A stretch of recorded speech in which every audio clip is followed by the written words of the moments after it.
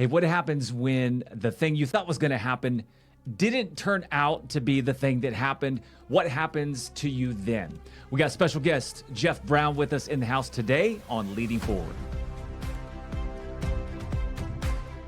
All right, man, it's been a great week.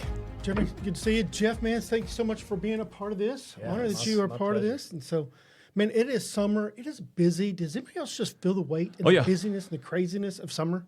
Yeah, buddy. I got 3 kids. You got kids? My middle is off to camp right now in New Mexico. All right. And then my youngest is at oh man, I'm in trouble for not remembering the name. It's a drill team. It's at Tyler Junior College. Oh, yeah. And what's their dance team called? It's them training the girls. She's in 8th grade. So she's there just tearing it up right now, having a good old time. And your wife and kid just went on a trip, too. They went on a 10-day trip to Europe. They went to Paris, London, and Scotland. Okay. Yeah. That's awesome. They were so glad to get back. What a trip to take at 15 years old. Dude, that's great. Yeah, she's more well-traveled than I am. Yeah. We went from Forney over to Rockwell. That's about the only travel Right. we've done. Man, it is good to be back and just to be in the studio and to have amazing guests like this today. Jeff, I mean, it has been a lot of fun working with you over the last couple of years. Let me tell you all a little bit about who Jeff is. Jeff is the COO of Forney Fence Supply. He has been in this organization for how many years now? 9. 9 years. Through this process, you've gone from being a factory worker to sales, shipping, dispatch, branch manager, general manager, now chief operations officer in 9 years. Yeah, I mean, that is a lot of progression, a lot of movement. Yeah. And to me, that just says that's someone who was in a position to be able to lead and continue to have the steps moving forward. Yeah. Been married and you and your wife have 1 daughter who they just took this amazing trip and continue to lead Forney Fence to new locations, new opportunities, really hitting new levels that never thought were possible. Yeah, it's amazing. Yeah, Wow. It's been a lot of fun to watch your growth and to be a part of what Forney Fence has been doing. If you don't know, Forney Fence has 5 locations in Forney, in Buda, San Antonio, Willow Park, and Gunter. Yeah, so continues to grow. Great organization, providing for so many different businesses in the area. So, Jeff, why don't you take a few minutes and just tell us a little about who you are? Jeff Brown, like Nick said, had a pretty fast trajectory through my tenure at Forney Fence. Started out as a driver, worked in the warehouse some, went into sales, then went into shipping and receiving while I was still doing sales, dispatch, kind of was over all of our logistics for a while. Moved back into predominantly sales. I was doing, really good in that space. And, we were experiencing substantial growth at the time. Decided to open a branch in Willow Park. They sent me out there to open the branch, and branches did very well, continues to do so. And then I was brought back about 2.5 years ago, I think, to kind of run Forney and all of the branches, and then progressed into the COO position where I'm at today. So it's been amazing. Let me just tell you. Tell me, man. I've been working with Jeff for a couple years now, okay? This man is a high-level leader at the very highest level and is way too humble, okay? Like, Jeff, you're going to have to tell us how great you are a little bit today, all right? And I know this is going to be a stretch for you. But, man, you are a leader at the highest level and continue to lead and influence your team. You got managers all the way across the state. You're influencing people in different states as you're continuing to grow your reach and continue to do a great job. So what led you to be part of Forney Fence? Do you want me to go back to the whole story? Yeah, tell us your story.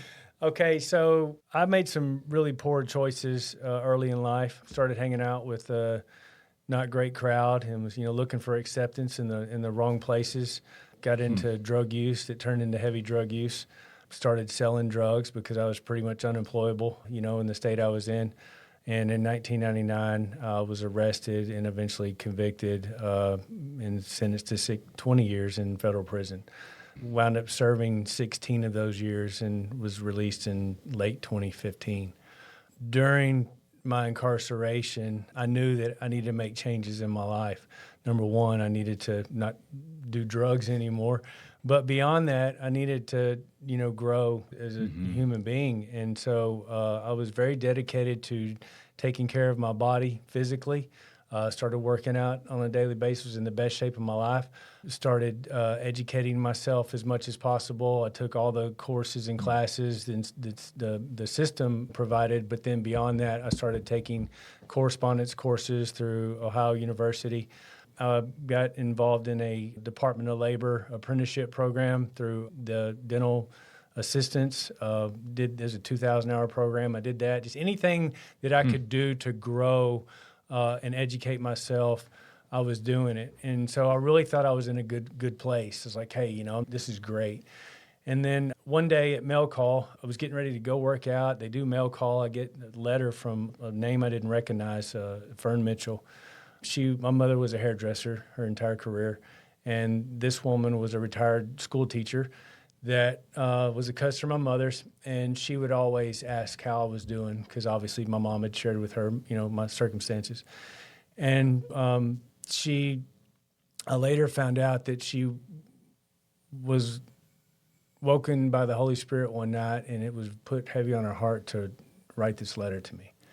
And so I get this letter, and I'm like, who is this? And I open it up, and it wasn't so much the substance of the letter, because it was really just a note, just kind of saying, hey, heard about your decision to go back to school and just wanted to congratulate you and encourage you.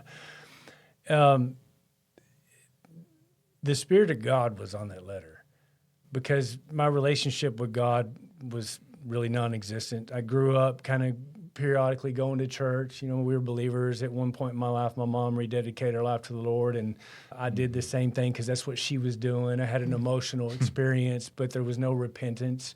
There wasn't a true understanding of what I was doing. It was just something that I felt emotionally. It was in my head. And later in life, I would sometimes question the existence of God.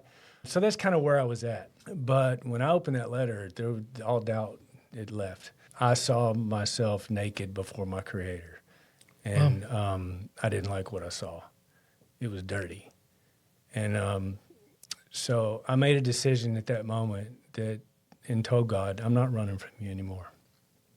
So I stopped running from him and started running to him. I asked him to put somebody in my life that could bring me closer to him and into a relationship with him, because I knew about religion and I knew that's not what I wanted. And so he did. He brought a gentleman into my life that just was amazing, and he taught me scripture, and everything was from the Bible, and he taught me about relationship and about a graceful, merciful God. Okay, let me ask you a question. What part of your sentence was receiving this letter? 6 years in. 6 years in. Yeah, So 6 you years did in. another Yeah. 10 after that. Yeah.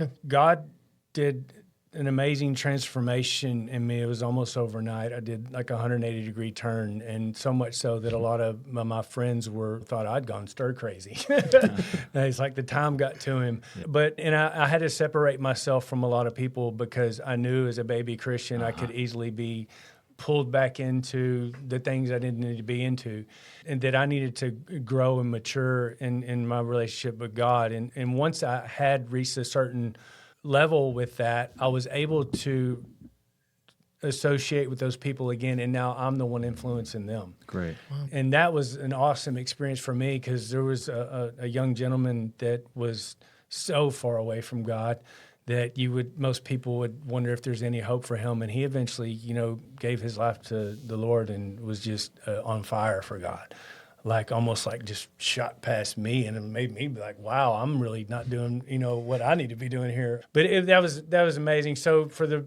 rest of my sentence, I was really plugged into the church, doing Bible studies on the unit, got into the praise and worship team, was, in leadership in the church. And This is the church inside. Inside, yes. Yeah. And God showed me that when I got out, he was going to do something amazing with my life, that he was going to promote me and advance me so fast that no one would be able to deny it was him that was doing it.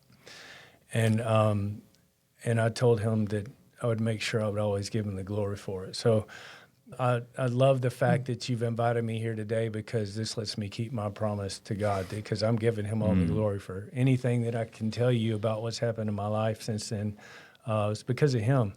And it's not exclusive to me. And that's, I guess, the main message today to tell people is that if you give him your life, he will do amazing things.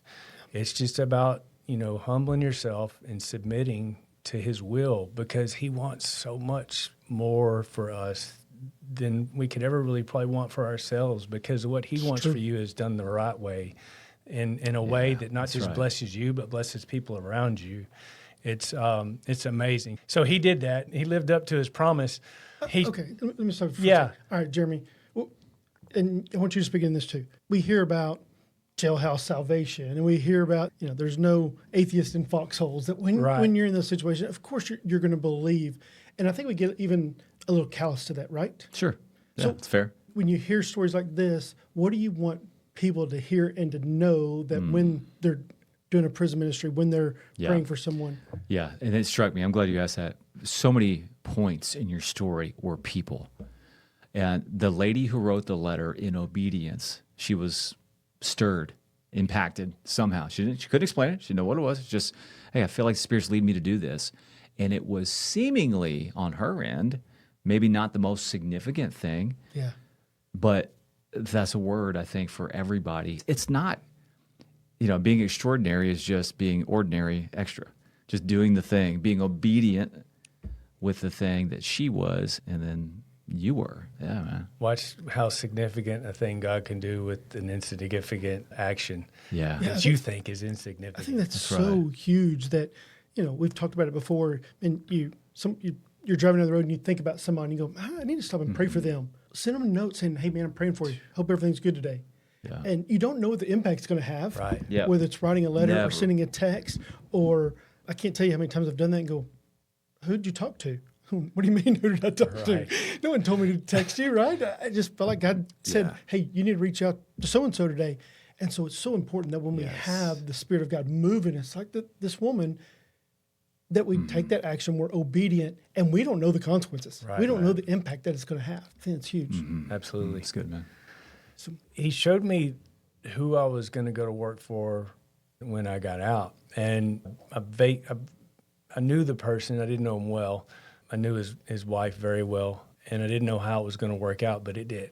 And so when I did go to work for him when I got out, I was like, okay, I know I'm in the will of God, because he showed me beforehand. The odds of this happening were, slim to none in the natural, but it happened. So I'm like, here I am. I'm in God's will. It wasn't very long after I got there, I was like, oh my gosh, this isn't the greatest place for me. And I was assuming that God wanted me to try to impact this gentleman's life that I was working with, because it needed his impact. And there was no progress being made. And it was almost to the point where the tide had started to turn, and I felt like maybe I was being pulled into a direction I didn't need to go in. So I struggled with this, and I was asking, I was like, Lord, I don't understand. I know this is where you want me. This is where you put me, but this doesn't feel right. And one day, the boss and I had gone to Forney Fence Supply. Rex was having a cookout he was doing for the employees, and he knew my boss at the time. They grew up together. They weren't really close anymore because of the differences in lifestyle, but they were still acquaintances. And we went there, and we had the cookout, and we were leaving that day. Shout out to Rex Ramsey. Right. Yes. When we were leaving that day, my boss told me, if things don't work out between us, Rex would be a great guy to work for. Mental note. But at the time, I was like, no, things are going well here. This is going to be fine. Later on, it started to get bad. So one day, things got real bad. I told him if he did something again, I was going to leave, and he did it again. And I turned in my keys and credit card, and I went home, and it was like, that probably wasn't the best career move, because I have no backup plan. Burn the ships, let's right? Flip open the laptop and start creating a resume. Yeah. So as I'm typing this resume, something came up on my spirit, said, call Rex. And I'm like, I just dismissed it. It's like, no, I'm not going to call Rex. Him and my boss were friends. That would be awkward. I'm not going to do that. And so it came back, call Rex. And I kept thinking of excuse after excuse. no, I'll wait, because I would hate to accept a job from him if he offered me one and then something better comes along from one of these resumes.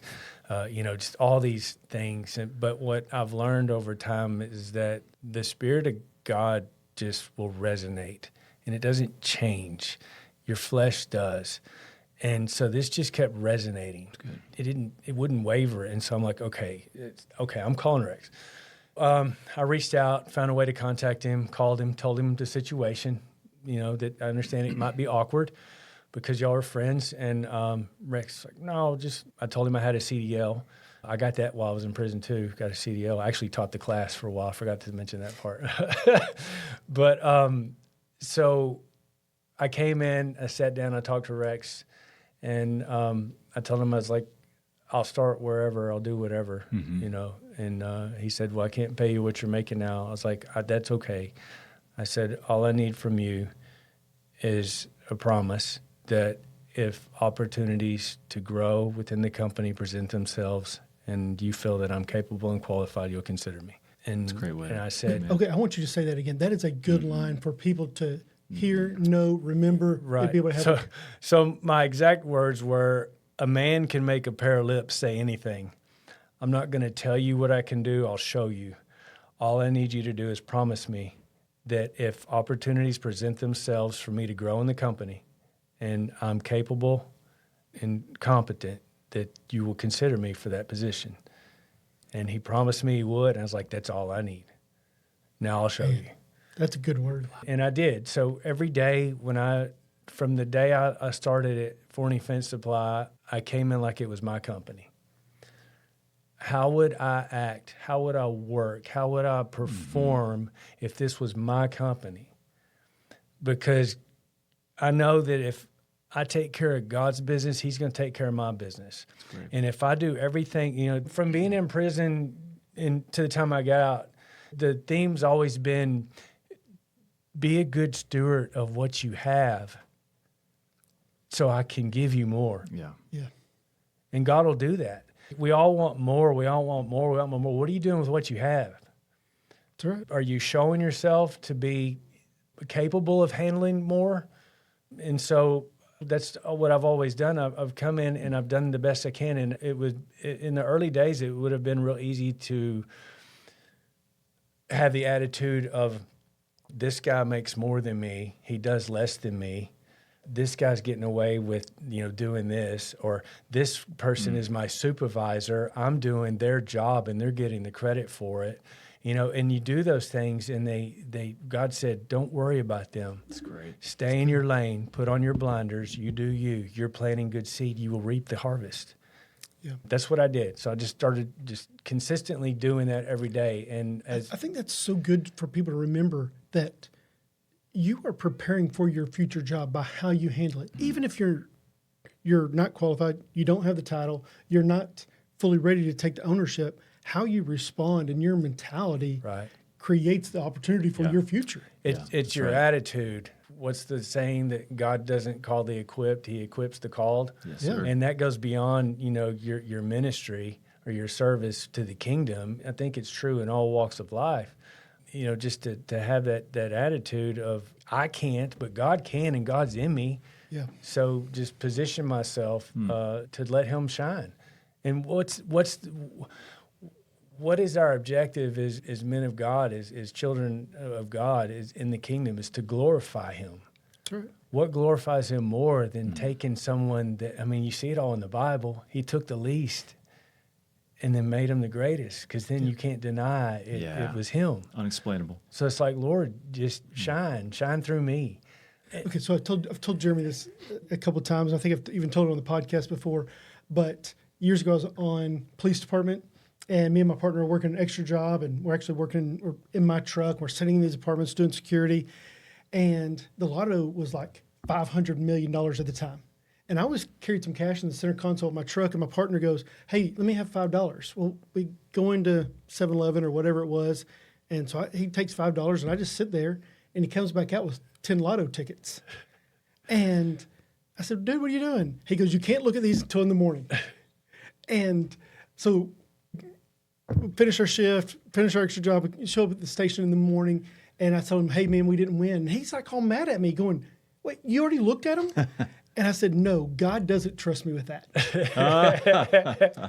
And there's something about what you're saying there is that, man, can God trust you with more? Whether that's finances or it's responsibility or it's people or it's position, is what you're doing. You know, it's even the parable of the talents. You've been entrusted with little, therefore I can entrust you with more. And I think that's a little bit of, not just a little bit, I think that's a lot of your story. Yeah, absolutely. I mean, you know, God knows from the beginning if I'm going to be able to handle it or not. I think it's more for us to show that, you know, I can do this. I can do this. Yeah, absolutely.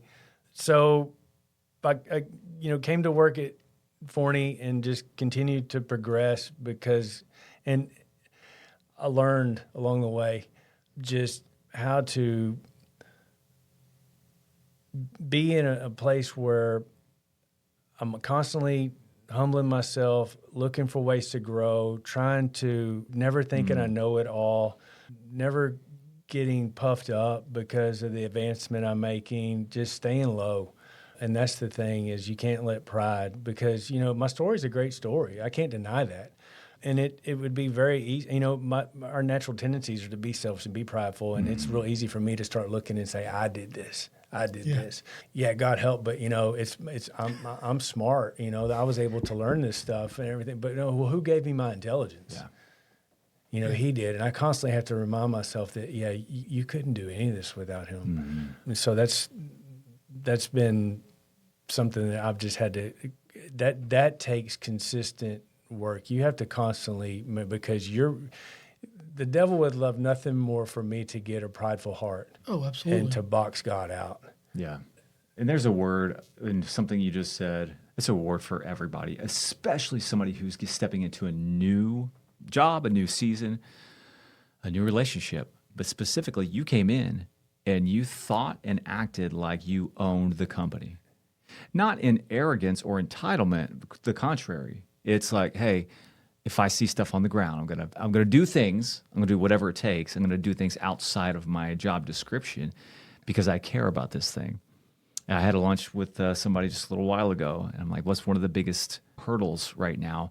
And it was finding people for the company that are bought in, even at a fraction of the buy-in of the person who's hiring and who owns the company. And he's trying to figure out how to navigate and how to move people from just being fringe to being in on the vision and invested, thinking more like an owner, as you say. One of the things that I tell people all the time, you know, whatever their position in the company is, that they want to do better and make more money, I tell them, here's the mindset that I had, and I'm not telling you to adopt it. I'm just telling you it worked for me, is if you can, because we all want to do better for ourselves, for our families, and there's nothing wrong with that. We all want to, you know, make the most money and be as well off as we can. But if you stay focused on yourself, you can miss a lot of things. And ultimately, what allows a company to pay you more money?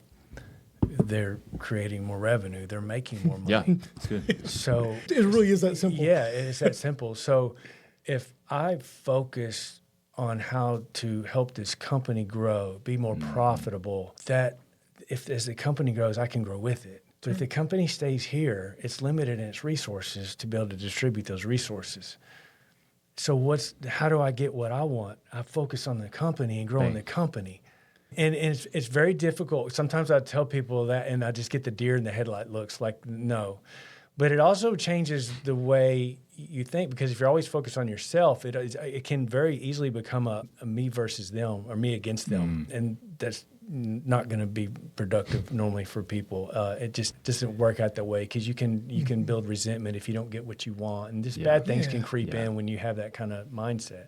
So last week we interviewed, I guess it was 2 weeks ago, we interviewed Joey McGuire. He's the head coach at Texas Tech. And he said, I have offensive coordinators and defensive coordinators and special teams coordinators, but he's the chief culture coordinator, right? Yeah. And I think what you're talking about is, how do you have this ownership? Well, is the culture set up in such a way that people want to have ownership? And I think you've created that for the organization all the way down, multiple branches, multiple managers.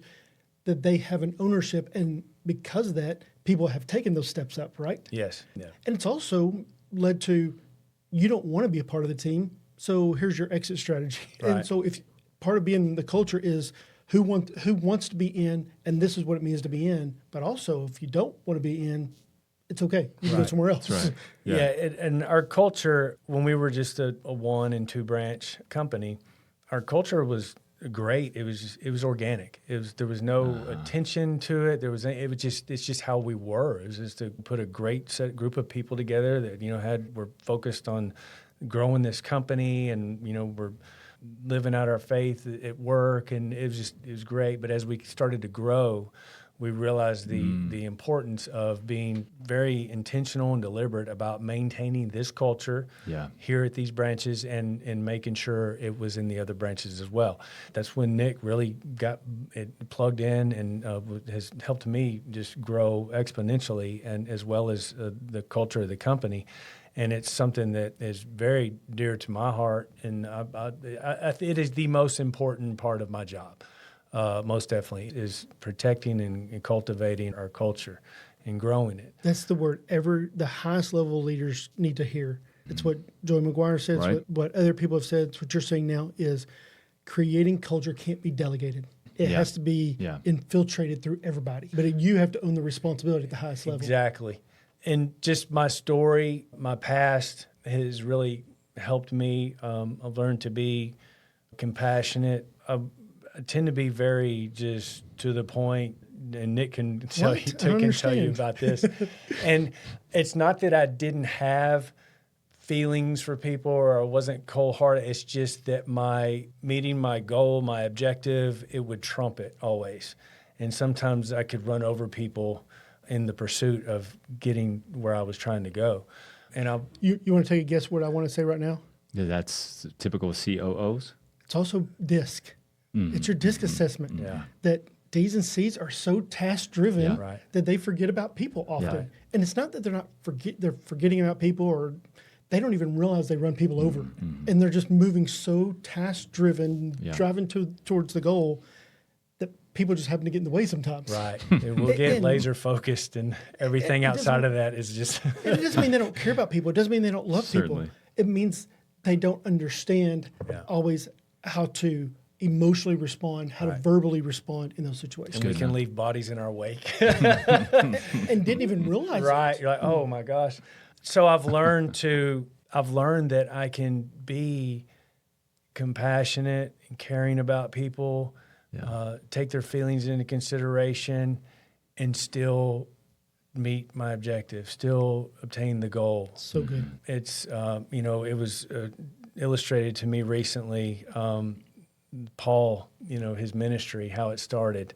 The diligent soldier was zealous in his pursuit for God, but he was sincere, but he was sincerely wrong. He was murdering Christians, but he thought it was what he was pleasing God, right?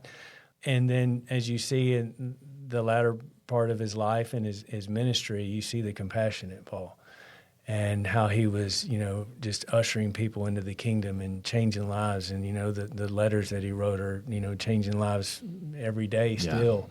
Yeah. He found and was equated to me as the gentle stream, shaping and molding things, but doing it in a gentle way over time and just being very, gentle. So, which one was more effective? As he became more compassionate, it's almost like his results were even increased, not just the same. Wow. So it's not a compromise. I think it's the two can work together, and I've learned how to balance those, and still learning. It's a process. But even in his gentleness, Paul didn't stop correcting and teaching and leading. No, you still hold people accountable, and expecting. You have a standard, and it's you don't move that. But it's the way you handle it. It's not what you say; it's how you say it. Yeah. It's not just taking people's feelings into consideration when you're having conversations or making decisions. So we talked about this last season when we talked about this toxic empathy, and it doesn't matter what you said; it's all about how you said it. And there's still truth there, right? And so being able to overcome that, yes, speak the truth. Yes, you can speak it in love. Right, and some of those things that it's not. Well, it's just about how you said it. It's where you're coming from. Accountability should never be to rub someone's nose in it. It should be like, hey, you missed the mark here. Let's work together to get you there. Yeah. And if you get lockstep with somebody and say, hey, I'm not just painting the target on the wall, I'm going to go with you, and we're going to hit it together.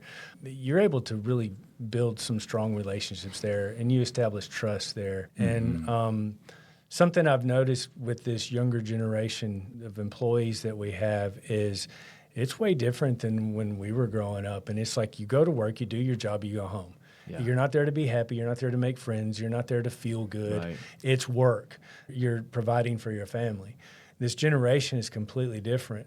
They need that social interaction, the connections. They need a lot more. And, some of us in old school can be like, well, that's soft, that's weak, or whatever you want to call it. It's just the reality of the way they are now. Yeah. And something that I have to consider now is what are these young guys, what's their home life like? Do they have a strong male role model in their life? Do they have a strong Christian role model in their life? What are their circumstances that they've been raised in? And so we bring them into an environment where now we're gonna love on you, we're gonna care about you, we're gonna help you and try to urge you and stimulate you to grow and show you how you can grow. And oftentimes the initial response is, whoa. Healthy empathy. What is that? You're right. They've never experienced it. Yeah. And they question whether it's genuine or not. Mm-hmm. And sometimes it takes time, but I've seen it on multiple occasions where once you break through that initial wall of uncertainty or skepticism, that the results can be amazing. We've had a few gentlemen that were really on the verge of being terminated, that when we started taking this different approach, they've turned into our top performers. I love that. I hope everybody hears that. Yeah. The person didn't change. It's how we were interacting with the person and what we, showed the person. Well, I mean, ultimately, what do we all want in life? We want to be loved. Yeah. And when you learn to love on people and they see it's genuine, it's not just a business tactic, because ours is. We don't do it to grow the company. This is genuinely who we are. I know that about you guys. So it's transforming for a lot of people. Yeah. Does it always work? No, absolutely not. But it works a lot. It works enough to keep doing it. I'll say that. That's great. That's great. So let me connect some dots. Okay, so you talked about, what were their home life was like. Did they have any male role models in their life? Recently met this guy named Kelly Love. Shout out to Kelly Love. He runs a ministry called Trail Life. And it's a men's ministry. And he said, we start men's ministry at 5 years old. Huh. He goes, why are we waiting to 20 to get them and start training them? He goes, men's ministry starts with a 5-year-old boy. And I thought, man, that's a completely different mindset, right? Mm-hmm. And it's also going, okay, but now you have this guy who's been in prison for 16 years, and you have guys that have different mindsets and different generations going, but now we've got to do something different. Right? I mean, if we can't catch them at 5 and we can't catch them at 20, we have to invest in people, because every time we invest in someone, it makes our future better. It makes their future better. It makes the organizational health better, and allows us to achieve greater things because we invest in people. Absolutely. And, that's what, I love about, sharing my story with these guys is, look, if at 40 years old, everything I own in this world fits in a backpack, and within 10 years, I can be where I'm at now. What can God do with you? I mean, I'm not special. Just buy into the process, and that's what we're here for. We're here to help you grow beyond professionally. I want to help you personally. The things that we coach and teach and show these people it goes beyond Forney fence. Yep. This helps you be a better husband, a better father, a better part of your community. That's right. It goes beyond. And I tell them, I'm planting seeds in you, and I may not ever see the harvest. You may leave Forney Fence, you may go somewhere else, but I'm planting seeds. And that's what we just keep planting, these seeds. It's okay if you go on to something better. I want that for you. But I'm plugged into pouring into you as much as I can with the time I have. And if we continue to do that, that's really ultimately way more satisfying than selling fence and growing a company and doing ever how many, in sales and all that. It really, that becomes irrelevant when you talk about lives. Okay, we don't have to get in the details of this, but over the last 3 years, really, when you think about 26 and then into 27, this organization's going to 3x their total revenue. Let's talk about that. In 3.5 years, 4 years, you're going to 3x your total revenue. That's unheard of. What do you think? Well, let me ask you this first. What are you most excited about moving forward? Because with growth also comes more obstacles and more struggles and more people and all the things along. What are you most excited about? So our purpose statement is, the reason we exist is to forge long-term relationships that impact the spiritual, personal, and professional lives of the people that we encounter. Okay, do me a favor. Look at this camera right there and say that again. Okay. Our purpose is to forge long-term relationships that impact the spiritual, personal, and professional lives of the people that we encounter. And so that's good. That goes from my employees, a customer. I'm trying to help you, be successful in your business and grow your business, scale your business, or give you advice on and help you with materials, whatever we can do on a business level. With the employee, it may be I have a yard guy that's got something going on in his personal life that he needs somebody to talk to and needs some wisdom, some counseling. It can be the FedEx guy dropping off a package. Hey, man, how are you doing today? And not just a how you doing, like it's sincere, how you do. I've got something I do when I walk the yard.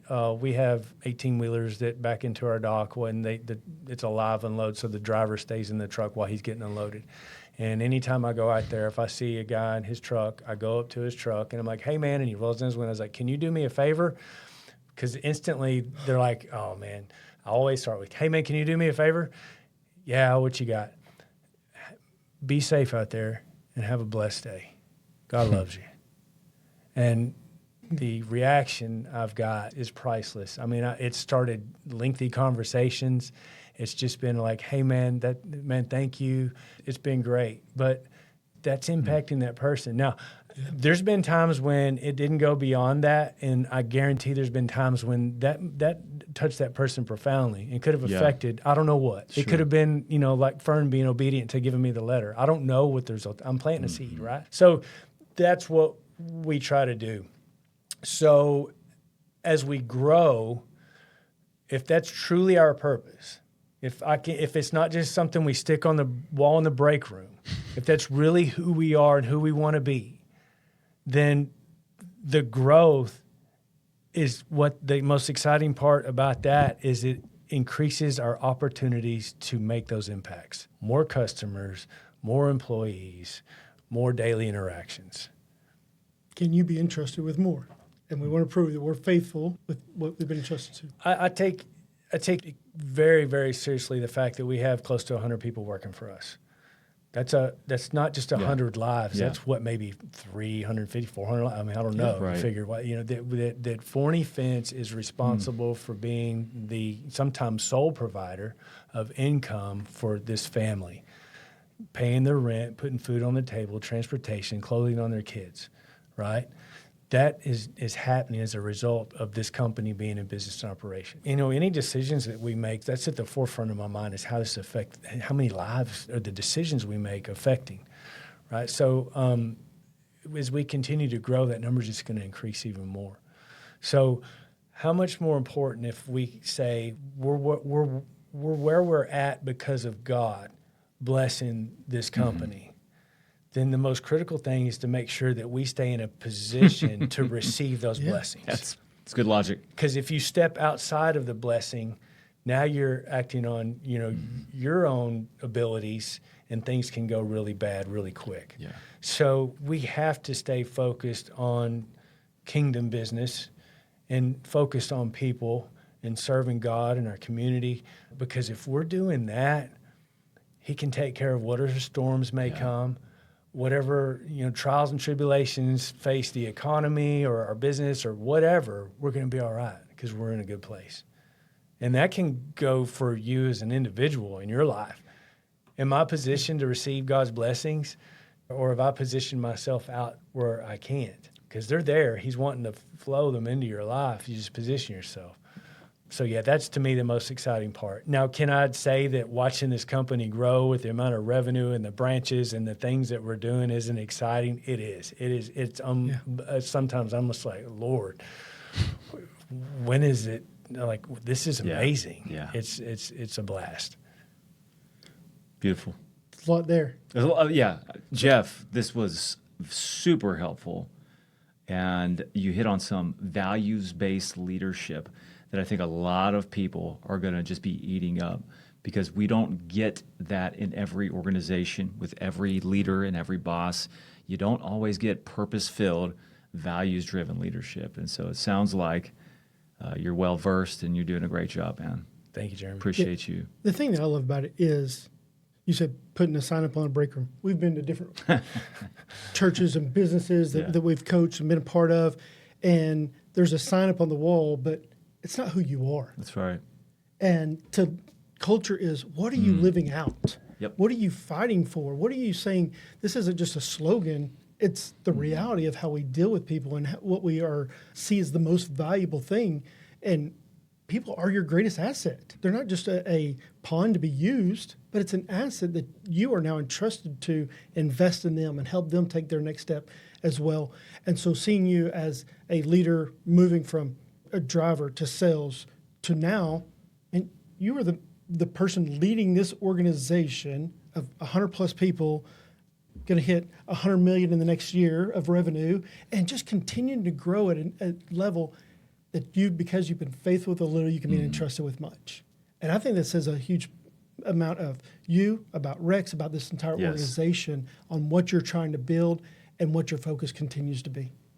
Yeah, let it just be an example of, what God will do and wants to do to a life if you just get out of the way and let him. Yeah. So I want to ask you this kind of last final question. Okay. So 30-second, 1 minute max answer, maybe just one or two sentences. If you could tell your 20-year-old self, what would you tell your 20-year-old self today? It's not all about you. Stop being selfish. First of all, I would convince him of the existence of his Creator, and to believe that he wants nothing but great things for you. And it's not about sacrifice, because the things that he wants you to give up are things that aren't good for you.